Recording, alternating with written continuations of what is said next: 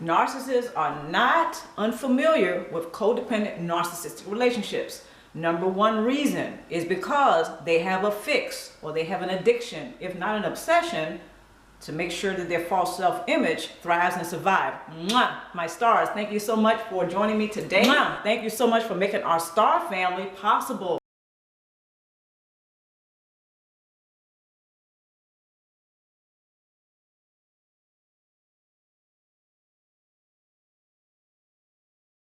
Busting down your personal boundary will be the foundation to the codependent narcissistic relationship. So once they bust down your boundary, this often becomes a main theme to the codependent narcissistic relationship. So what is the theme of the relationship? What are some other themes to the relationship?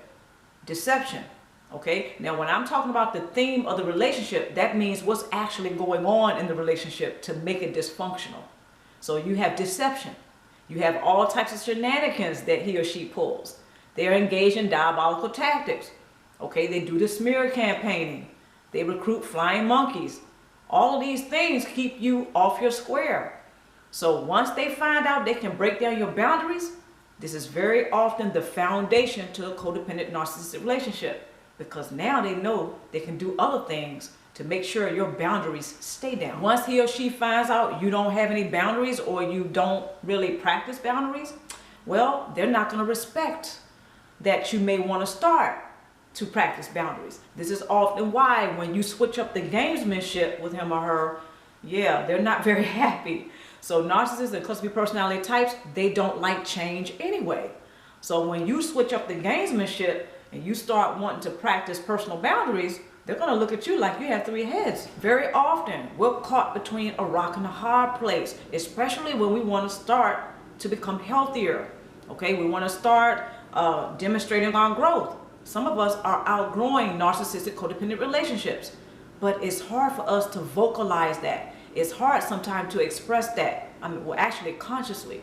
I know I had this problem a few years ago, but when I started to make more decisions for myself, right?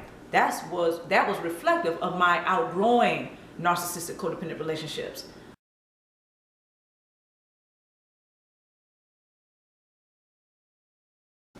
Because when you want to stop doing what the narcissist wants or whatever pleases them, they're not going to like it.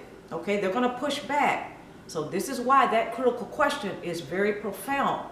Would you rather commit to your thriving forward, or would you rather commit to continuing the narcissistic codependent relationship? Because you're not going to be able to have both. So it's really going to boil down to that. So next time you think about pleasing the narcissist, ask yourself that critical question.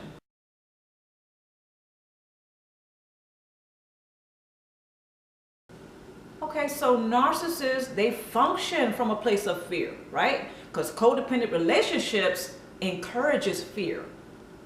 When narcissists and cluster B personality types begin to show that they don't like this change in you, right? You're growing, you're thriving forward. You may be going to groups. You may be brushing up on information or education about narcissists or cluster B personality types, even codependent relationships, because you're dealing with all of this. So when they start to see you're growing, they're going to push back. They're not going to like it, because this means they're losing control. They function from a place of fear. So when they start to lose control, or they feel they're losing control, that equates to them losing supply, because they're one and the same to the narcissist and to the cluster B personality type. Okay, so try to keep this in mind when you want to start taking care of yourself.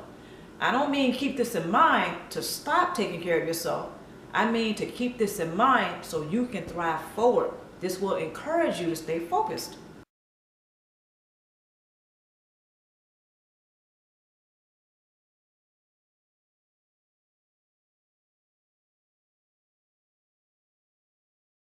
When narcissists function from a place of fear, another thing that happens is when they move on to a new supply, they never get over the exes. This is something that slips or actually escapes a lot of us.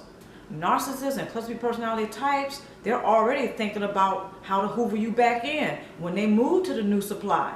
And they may be acting like they have forgotten all about you. Okay, don't be fooled by this.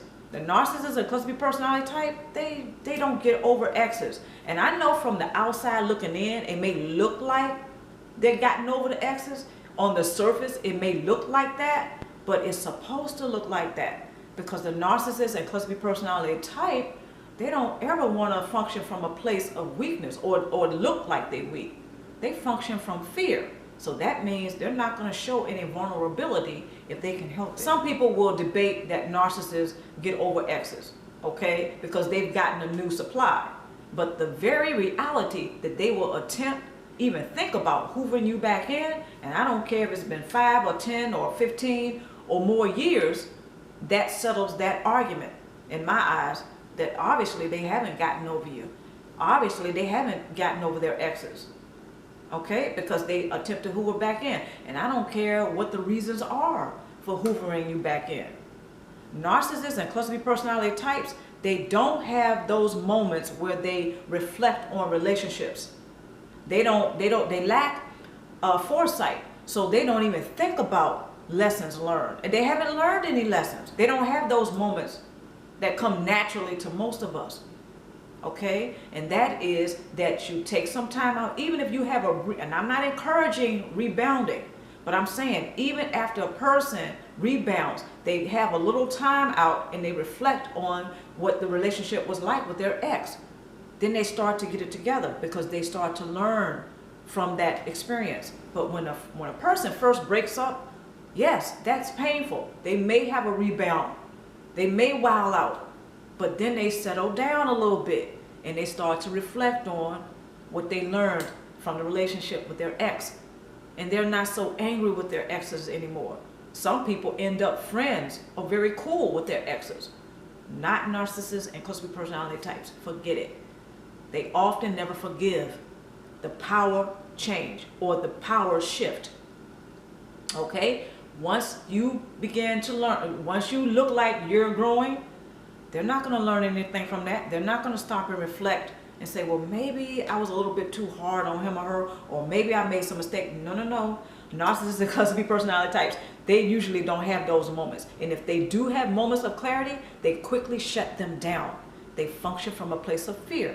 When a person is a codependent, sometimes they function from fear. And that means their visibility will be reduced. They're not going to really see things for what they are. Therefore, they're more than likely they're not going to learn from that experience. The narcissist's ego doesn't allow them to self-reflect. Okay, like I said, a lot of us will go ahead and we'll have some self-reflection after the initial breakup, and we're hurting and we may wild out a little bit. Narcissists and cluster B personality types, they don't have those moments. They just keep going from one person to the next. They have a false self-image. Actually, they have several to uphold.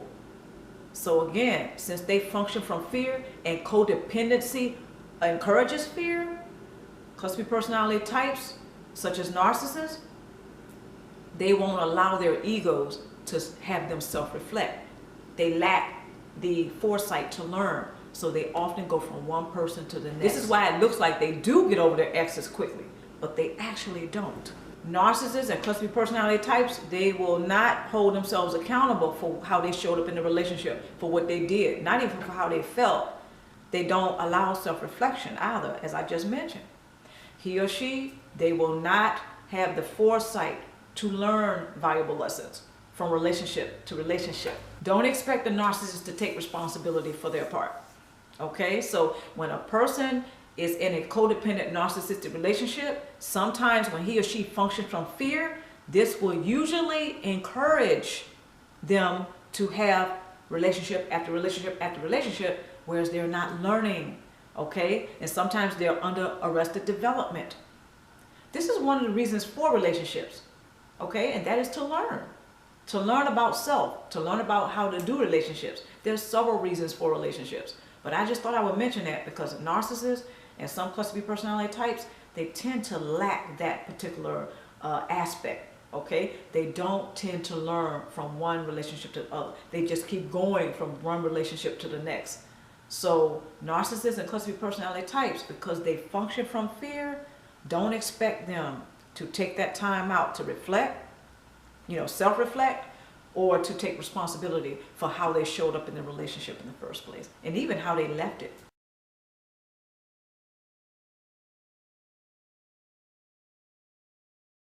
So when narcissists relentlessly criticize other people, it is designed to break down their self-esteem. This goes right into codependent narcissistic relationships and its foundation. Okay, as I mentioned before, the foundation is to knock down your personal boundaries. So in order for their false self-image to thrive and survive, it has to start off on a foundation. That foundation is a lack of personal boundaries. So once he or she knocks down your walls, then that's when the foundation will be laid.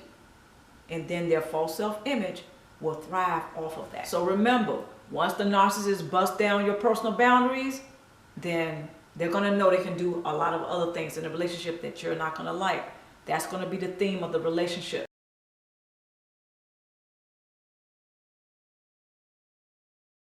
Tool number 1. Make a list of what your narcissist cannot do.